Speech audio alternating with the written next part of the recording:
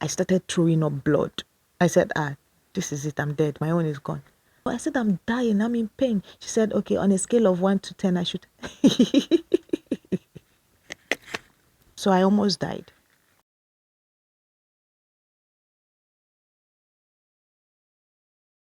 Welcome back to my YouTube channel. It's your girl Vivian Wogo. If you're seeing me for the first time, don't make it your last. So, a quick live update.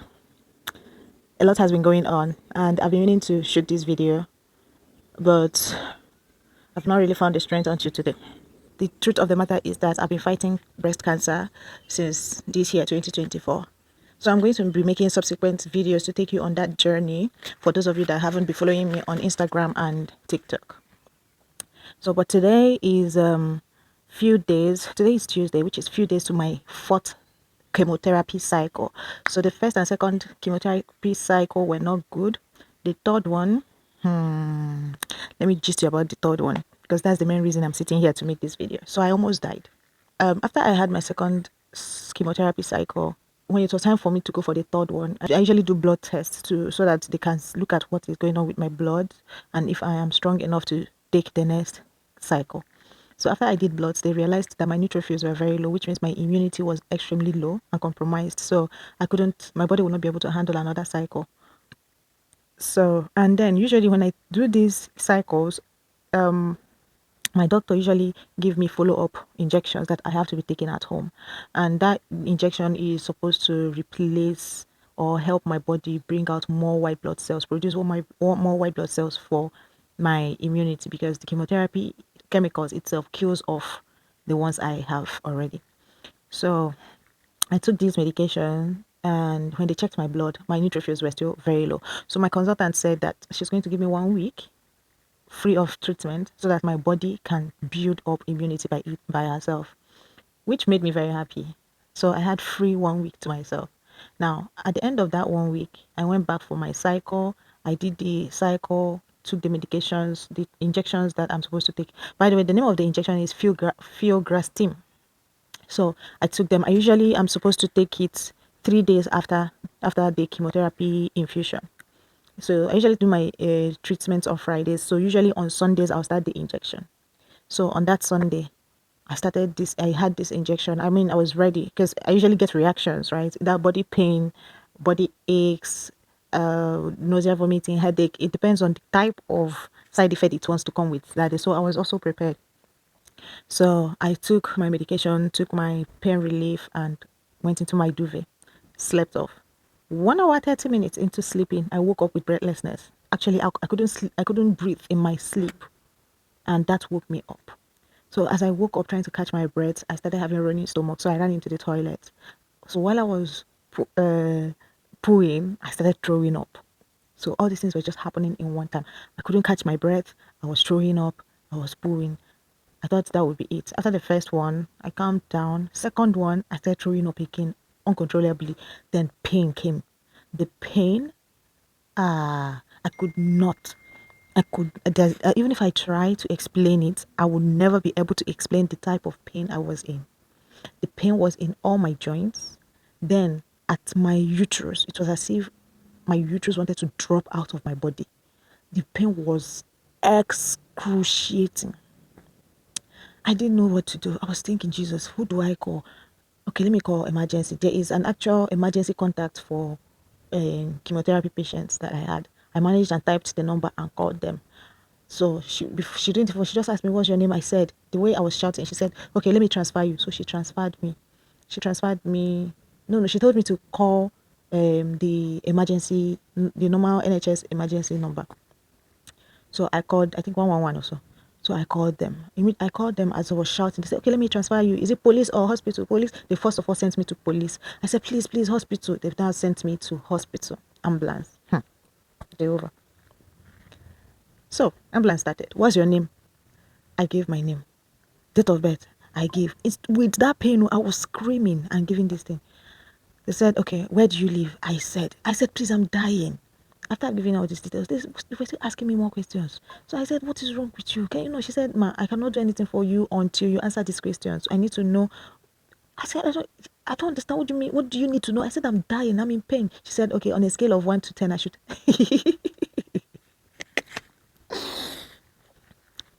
Somebody that is screaming on top of her voice should tell you on a scale of 1 to 10 how much pain is she in. I said 1,000. She said, okay, where is the pain? Ah, Jehovah. I explained. I told her I'm a chemotherapy patient. I took a medication. That should have told her that if it's not anaphylaxis, then something is definitely wrong with me. Why do you need to fill all these forms that you're talking about? She said, no, ma'am, I need to get these details before. So can you tell me now, in your house, how many people lives there? I said, are you mad? I said, I'm dying. She said, ma'am, you have to answer these questions. Jesus, as a, me, I am dying. I'm thinking, okay, this might be the end of my life. And this woman is calm where she is, asking me these useless questions. So while she was still there, I texted my friend AJ. I said, AJ, please come. Ambulance is asking me rubbish questions. At first, I didn't want to bother him. I had told him the first vomiting, but I told him I'll be fine. So I didn't want to drag him out of the house. But with the way I was feeling at that point, I said, if I wait for these ambulance people, I will die. So I told him, please, ambulance people asking me rubbish. Please help. In less than 4-5 minutes, AJ was in my house and rushed me to the hospital. So we got to accident and emergency. At the accident and emergency day, I was screaming on top of my voice. I started throwing up blood. I said, this is it. I'm dead. My own is gone. I was shouting. I was screaming. I said, please, somebody help. So they now tried to triage me. A nurse came, called me in, did my vitals. I was still in serious pain, excruciating. But I think the blood I vomited kind of relieved me a little bit, but I was still in serious pain. So they moved me from wheelchair to bed, moved me from the bed where I was to another room. I thought at least these people will attend to pain. Is it not? Did I go to school of nursing at the backyard? Is it not when patient is in pain, you address pain first before anything else? These people first of all took their time, did my vital signs. After doing my vital signs, they did ECG. After doing ECG, they took blood.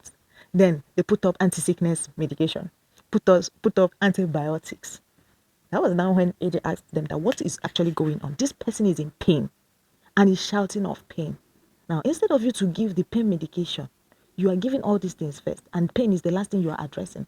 The nurse said, I'm the only one here. See, I need to do this, I need to do this. I'm the only one here. That was now when I put my, I said, can you not see that I'm in pain? Like, I don't understand. She now said, okay. That was when she now went out and brought the IV morphine to give me. And that was when I got myself. So for almost 3-4 hours, I was in pain and screaming out my lungs. So after the medication was given, she now took blood. Now remember when they were doing my observations the first time, the male nurse took my blood. So AJ noticed that the blood he took was diluted. So when they were doing my blood the second time, because the blood he took the first time told them that my HB was low, which was around 65, and my potassium was low, and then I needed blood transfusion. So they now came to do group and save for blood transfusion. AJ said that she asked the lady to please take an extra bottle and do full blood count, because this might be wrong. I think that blood was diluted. So the potassium, they had already brought it and hung it there. And I'm actually very careful with potassium. Potassium has the ability to shut a human being down. So she now did the bloods again, and they did and found out that truly the previous blood they took was diluted. So tell me why my time was wasted. The time they would have used to give me morphine, they used it to take blood that was diluted. And they almost transfused me when I didn't need it. My HB came out, the second time they checked it, my HB came out to be 100 and something. And my potassium was normal. So I didn't need a transfusion. I didn't need potassium. So they wasted the whole time on things that were irrelevant. My brothers and sisters, that was how I was saved twice. First, from the ambulance lady that wanted me to wait in my house 3 hours. Do you believe that? Can you believe that? When I said, I have called my friend, I'm going to leave the house, I'm going to go to the hospital. She said, I advise you to stay back where you are. I want you to stay back where you are. I said, the ambulance is coming in 3 hours. What if I die within 3 hours? So now in the hospital, they mistakenly diluted my blood and almost gave me potassium and blood transfusion when I didn't need it. So twice I was saved in one night. Anyways, so After I got myself a little bit, the next day they now checked me and it was confirmed that the medication I was taking, filgrastim, was the culprit. But for me, vomiting of blood is still, and they still need to do OGD for me to actually confirm what was going on, whether it was just me retching that caused it or there's something else going on in my stomach. But yeah, that was how I almost died from cancer treatment. So why I react that way to filgrastim is that I think the medication forces your bone marrow to produce white blood cells. Now, I noticed that the first time I took it, my body reacted. I landed back in the hospital with extreme agitation that the doctors didn't even know what to do. So now I have taken it that first cycle, took it the second cycle. Now remember, I was given 1 week free before the third cycle for my body to build up immunity. So I think within that extra 1 week that I was given, my body reset and got used to not needing filgrastim. So when they did my third cycle and gave me that filgrastim, my body relapsed and then reacted that way to filgrastim.